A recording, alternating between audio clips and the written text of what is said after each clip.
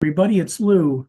I usually want to shout out someone who's from New York because they're from my community.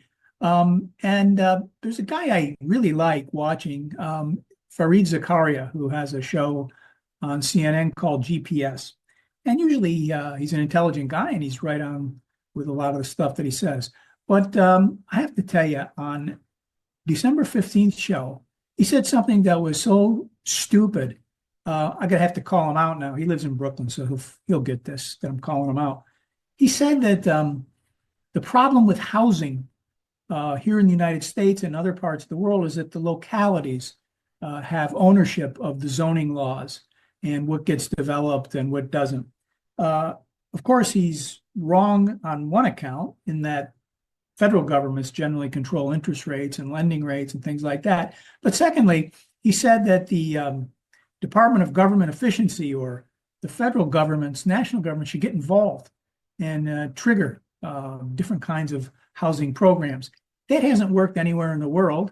And the one thing communities don't want to do is to give up that jurisdiction, because if you go to any intelligent community in the world, housing is something that should be controlled by the localities.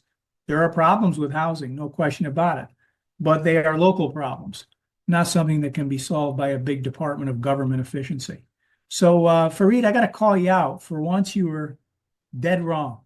And I welcome you to come on my podcast and to sort it out with me.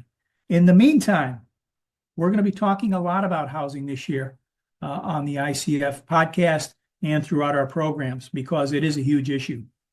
And we'll be looking for what the Japanese call oryoki, which is just the right amount, just the right balance between what we need in our communities and the way we develop our housing. Not an easy thing to do, but at the ICF, we can do anything. Take care, everybody. And remember, there really, really is no place like home, and it's local.